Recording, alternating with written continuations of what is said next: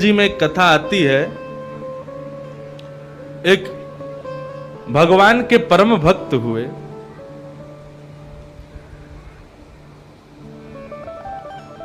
उनका नाम था त्रिलोचन दास। त्रिलोचन जी अपनी पत्नी के साथ में पंढरपुर में रहते थे। पंढरपुर महाराष्ट्र का एक छोटा सा स्थान है, वहां पर पंडरीनाथ भगवान, विट्ठल भगवान का मंदिर है। तो श्री त्रिलोचन जी अपनी पत्नी के साथ पंढरपुर में रहते थे। उनके कोई संतान नहीं थी। बहुत ध्यान से सुनिएगा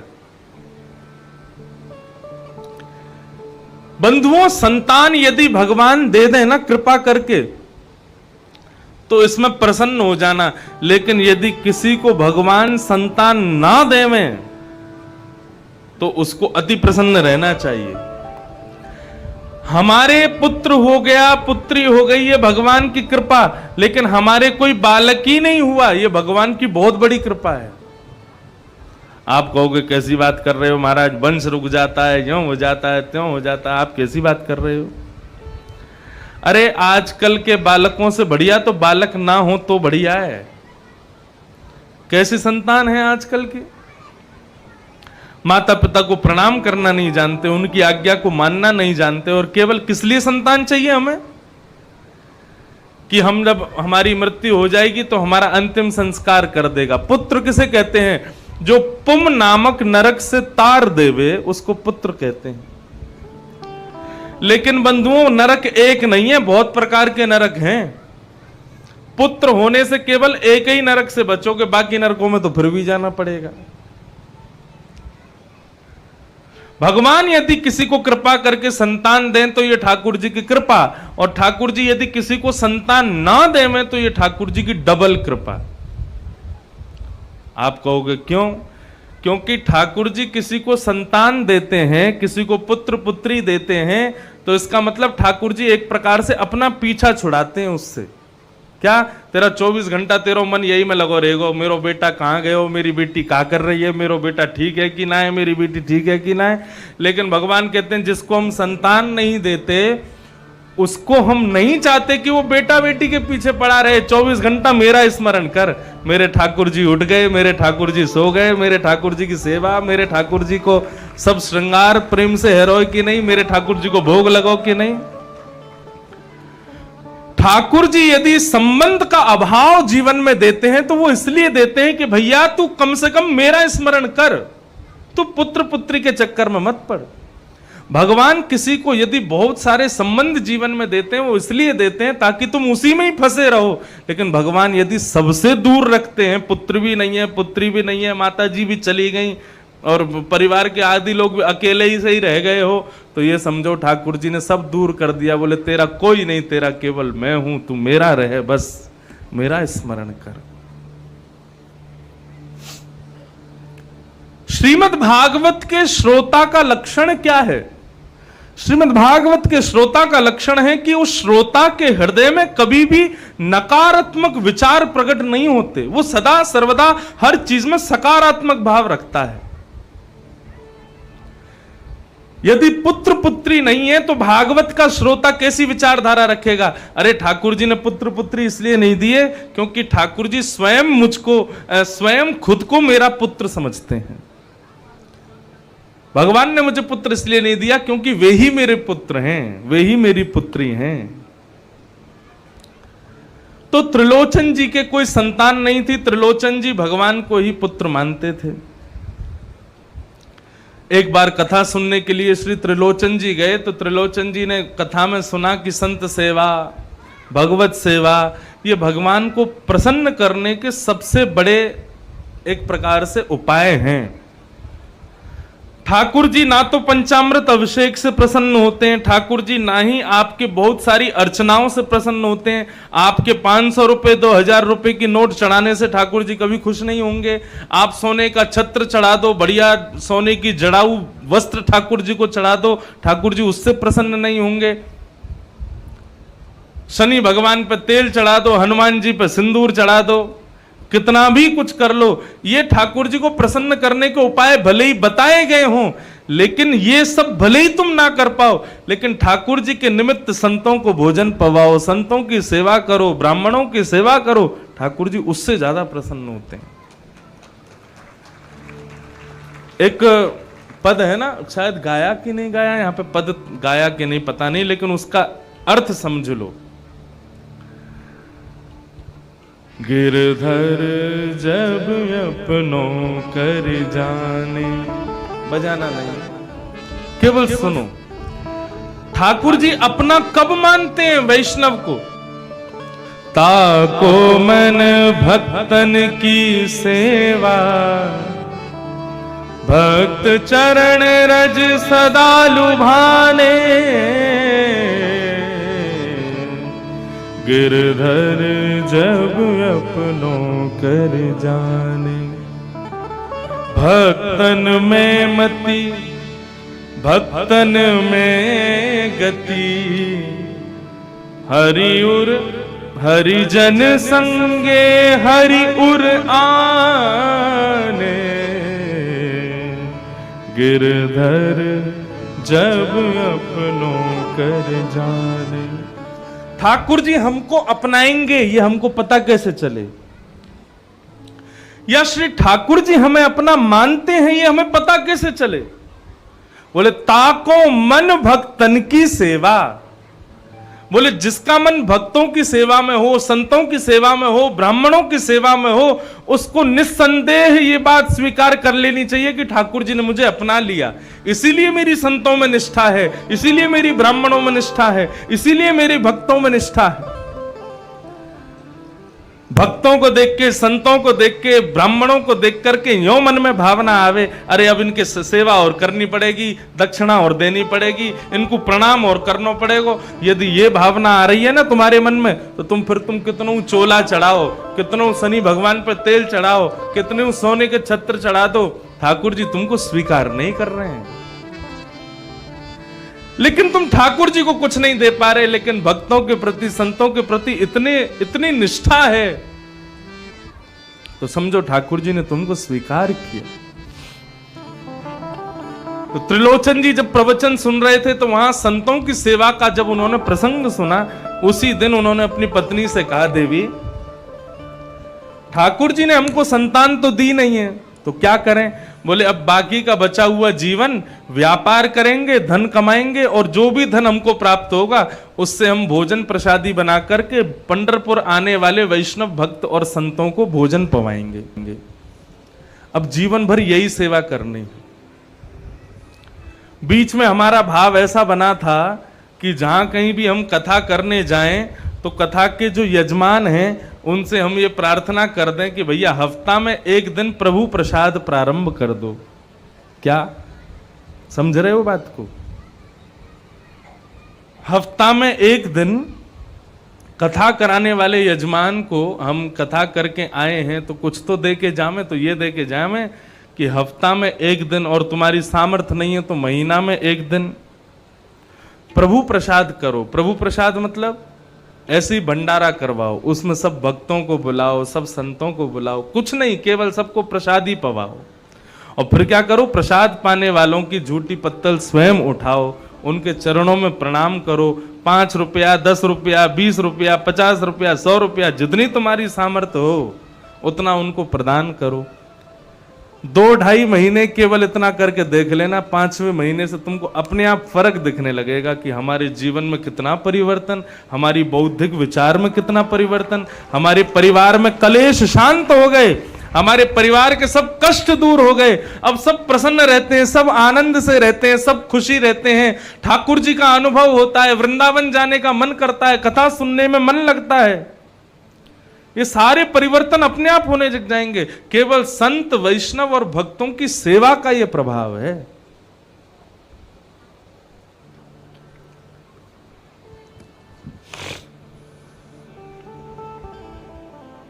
लेकिन अभी हम कह तो देते हैं, अब यजमान के ऊपर है, उसको करना हो तो करे। कथा कराने के बाद में हम महीना में एक बार जरूर भंडारा करवावे। जितने लोग कथा सुनने आते हैं वो सब लोग फिर उसको हमेशा कहेंगे भैया इनने ऐसी कथा करवाई, वाके बाद हर महीना कथा की प्रसादी पवाते ही रहे। उस प्रसाद को पाने से प्रसाद पाने वालों के हृदय के विकार भी दूर हो जाएंगे। ऐसी कुछ योजना बने। तो त्रिलोचन जी व्यापार करते थे, जितना धन कमाते थे उस धन से खूब सारा भंडारा बनाते, और पंडरीनाथ भगवान के दर्शन करने आने वालों के लिए बाहर उन्होंने एक बोर्ड लगा दिया, प्रभु प्रसाद फ्री सेवा, कोई उसमें धन नहीं लगेता। अब तुम्हारा सारे वैष्णव, सारे संत, सब भक्तजन सब त्रिलोचन जी के यहां जाते और भरपेट भोजन करते। तो सब भक्तों को प्रसाद पवाते पवाते ये सब लीला करते करते करते वर्षों बीत गए। त्रिलोचन जी अब धीरे धीरे वृद्ध होने लगे, बुढ़े हो गए। त्रिलोचन जी और उनकी पत्नी ही अपने हाथों से प्रसाद बना के पवाते थे। अब इतने वृद्ध हो गए कि अब उनसे ज्यादा काम होता नहीं, सब्जी कटती नहीं, आटा माड़ा जाता नहीं, ये सारी सेवाएं होनी उनसे अब छूट गई। तो एक दिन त्रिलोचन जी पंडरीनाथ भगवान का दर्शन करने गए, तो पंडरीनाथ भगवान से प्रार्थना करने लगे, हे पंडरीनाथ, हमने आपसे कभी कुछ नहीं मांगा, कभी संतान नहीं मांगी, कभी धन नहीं मांगा, कभी वैभव नहीं मांगा, केवल भक्ति मांगी, लेकिन आज हम आपसे कुछ मांगना चाहते हैं। और त्रिलोचन जी भगवान से क्या मांग रहे हैं कि हे प्रभु, हम नित्य संत सेवा करते हैं, वैष्णव भक्त सेवा करते हैं, आप कृपा करके हमको ऐसी व्यवस्था कर दो कि हमको एक सेवक मिल जाए, क्योंकि अब मैं भी वृद्ध हो गया हूं, मेरी पत्नी भी वृद्ध हो गई, हमसे ना रोटी बनती ना सब्जी बनती, एक सेवक हमको मिल जाए तो उसके सहारे हम लोग संतों की सेवा कर लेंगे। नहीं तो भैया अब हम क्या करते हैं, मैं सब्जी बनाता हूं तो सब्जी जो है वो रूखी सूखी बन पाती है, वृद्धावस्था के कारण इतना बढ़िया नहीं बना पाता।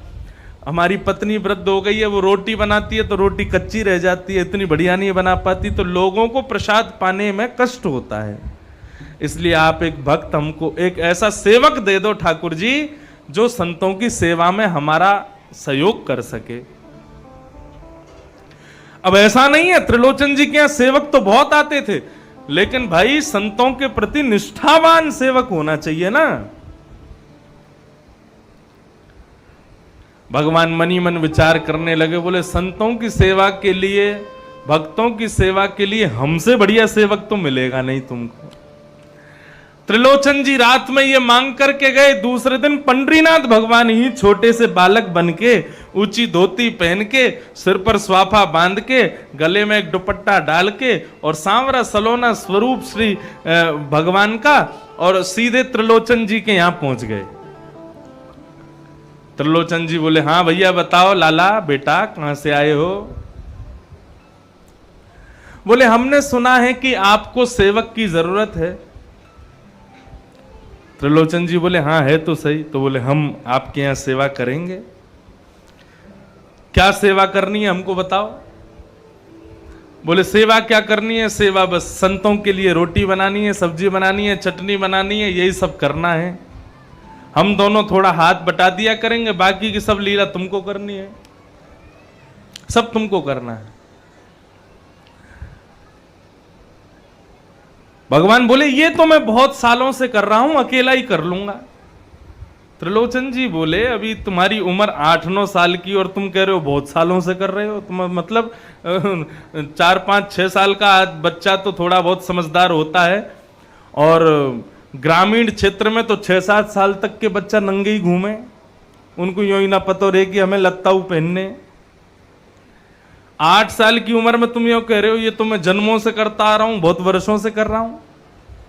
हाँ बहुत वर्षों से कर रहा हूं, संतों की सेवा बढ़िया, मुझसे बढ़िया कोई नहीं कर सकता। त्रिलोचन जी बोले बहुत बढ़िया।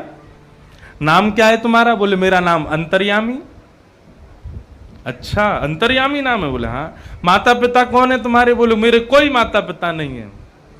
बोले ऐसा कैसे हो सकता है, बिना माता के बेटा कैसे हो गया? बोले होंगे तो होंगे, लेकिन मुझे नहीं पता, मेरे अंदाजे में तो मेरे कोई माता पिता नहीं है। बोले अच्छा तो तुम्हारा पालन पोषण किसने किया? बोले मैं खुद ही करता हूं अपना पालन पोषण, और बाकी मेरे भक्त लोग हैं वो मेरा पालन पोषण करते हैं। तो त्रिलोचन जी बोले अच्छा तेरे भी भक्त हैं? बोले हाँ बहुत भक्त हैं मेरे। सब बातें स्वीकार कर ली, महाराज रोटी बनाऊंगा, सब्जी बनाऊंगा, चटनी बनाऊंगा, परोसदारी भी कर लूंगा, सब कुछ करूंगा, लेकिन मेरी एक बात सुन लो। क्या? बोले अपना बनाया हुआ भोजन मैं खुद नहीं पाऊंगा। त्रिलोचन जी बोले तो फिर? बोले मेरे लिए आपको बनाना पड़ेगा। मैं सबके लिए बनाऊंगा, लेकिन मैं जब करने बैठूंगा तो आपको मेरे लिए बनाना पड़ेगा। त्रिलोचन जी बोले ऐसा क्यों? बोले क्योंकि मुझको खुद के बनाए हुए भोजन से मेरा पेट नहीं भरता, दूसरा बना के खिलावे तो ही पेट भरता है।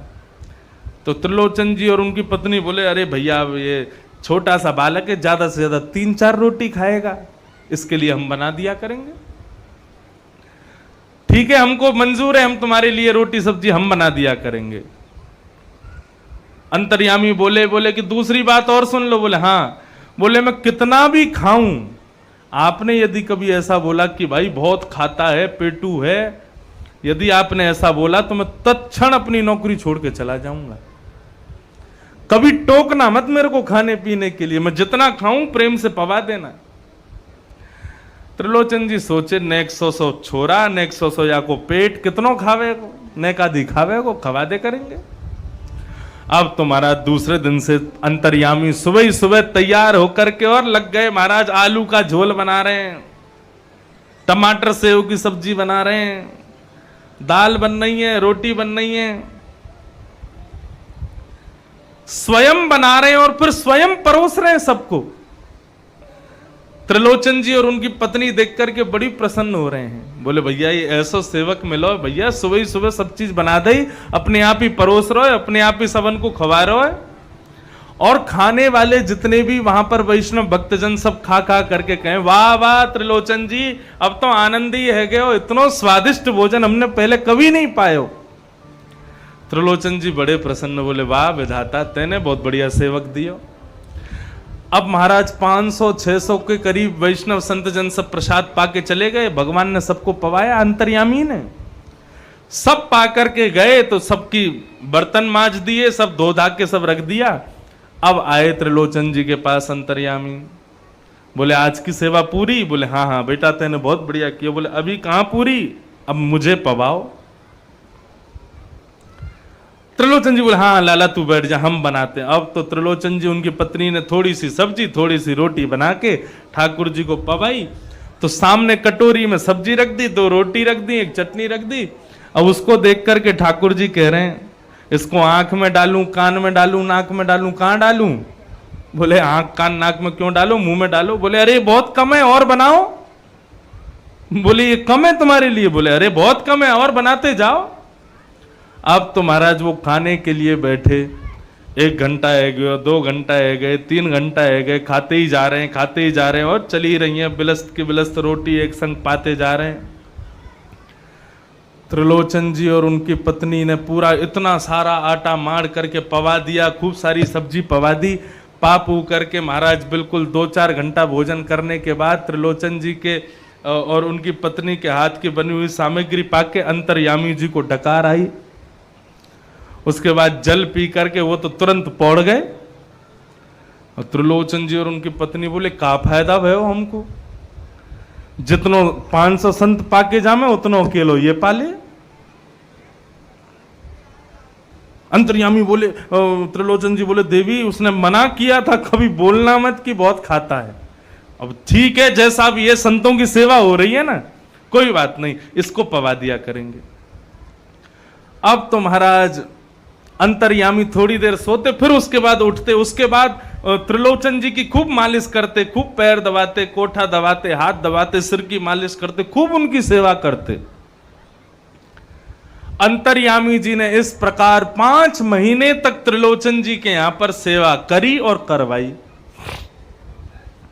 5 महीने में यह स्थिति हो गई जहां पर 400-500 की जमात प्रसाद पाने आती थी, वहां पर अब 1000-2000 की जमात आने लगी और अकेले अंतर्यामी सबको पवाते। एक दिन त्रिलोचन जी की पत्नी अपने पड़ोस में कहीं बैठी थी और वहां सब लोग उनकी प्रशंसा करने लगे। बोले अरे भैया तुम्हारे यहां तो बहुत बढ़िया सेवक आया है, अकेला इतना भोजन बना देता है, अकेला सबको पवा देता है। और अब तो देखो त्रिलोचन जी भी कितने बढ़िया लगने लगे, उनकी खूब मालिश करता है, खूब सेवा करता है। ऐसा सेवक भगवान सबको दे। लेकिन त्रिलोचन जी तो बढ़िया हुष्ट पुष्ट हो गए, तुम कैसे पतली दुबली होती जा रही हो? इतना कहना हुआ कि त्रिलोचन जी की पत्नी अपने पड़ोसन से बोले हाँ वो संतों की तो खूब सेवा करता है, त्रिलोचन जी की भी खूब सेवा करता है, लेकिन हमसे तो पूरी सेवा करवाता है। बोले क्यों?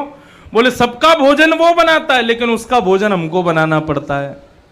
सब बोली अरे छोटा सा बालक है, कितना ज्यादा से ज्यादा 3-4 रोटी खा लेता होगा, उसमें क्या मेहनत लगती? बोले 3-4 रोटी नहीं खाता वो तो।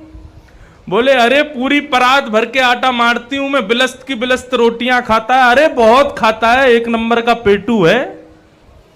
और जैसे ही ये बात कही उन्होंने, अंतर्यामी भीतर बैठे बैठे अंदर लेटे सो रहे थे, जैसे ही उन्होंने सुना कि मेरे को पेटू कहा गया, मेरे को कहा कि बहुत खाता है, इतने में ही भगवान वहां से अंतर्ध्यान हो गए। शाम का समय हुआ, त्रिलोचन जी आए। अरे भैया बेटा अंतर्यामी आजा, थोड़ी मालिश कर दे, थोड़ी सेवा कर दे। अब तो देखें तो अंतर्यामी मिल ही नहीं रहा। कक्ष में ढूंढ लिया, पूरे घर में ढूंढ लिया, गली मोहल्लों में ढूंढ लिया, पूरे नगर में ढूंढ लिया, लेकिन अंतर्यामी कहीं नहीं मिला। 1 दिन 2 दिन 3 दिन हफ्ता भर बीत गया, लेकिन अंतर्यामी नहीं मिला। संत भूखे पेट घर से जाने लगे। अब इतनी सामग्री बना ही नहीं पाते त्रिलोचन जी। अंत तो गत्वा रोते रोते भगवान के पास गए और बोले प्रभु हमने आपसे जीवन में कुछ नहीं मांगा, केवल एक भक्त मांगा, एक सेवक मांगा था। आपने कृपा करके बहुत अच्छा सेवक दिया, लेकिन वो भी हमें छोड़ के चला गया। प्रभु कहां चला गया? त्रिलोचन जी ने पत्नी से पूछा, देवी तुमने ध्यान रखा ना, कहीं उसको पेटू तो नहीं बोल दिया, बहुत खाता है ऐसा तो नहीं बोल दिया? पत्नी ने कहा अरे मैंने कभी नहीं बोला, लेकिन परसों 3-4 दिन पहले पड़ोसन पूछ रही थी कि बोले त्रिलोचन जी तो हुष्ट पुष्ट हो गए, तुम कैसे पतली दुबली हो रही हो? तब मैंने कह दिया था बहुत रोटी खाता है, बहुत खाता है, बहुत पेटू है। बोले बस उसी बात से वो चला गया। भगवान के चरणों में प्रार्थना की, बोले प्रभु हमारा सेवक वापस लौटा दो, हमको और कुछ नहीं चाहिए। इतने में ही पंडरीनाथ भगवान जो सामने मूर्ति में खड़े थे, वो मूर्ति अंतर ध्यान हो गई, प्रत्यक्ष पंडरीनाथ भगवान प्रकट हो गए और प्रकट होकर के त्रिलोचन जी को दर्शन देने लगे। अरे मजे की बात तो सुनो, अभी ताली फिर बजाना।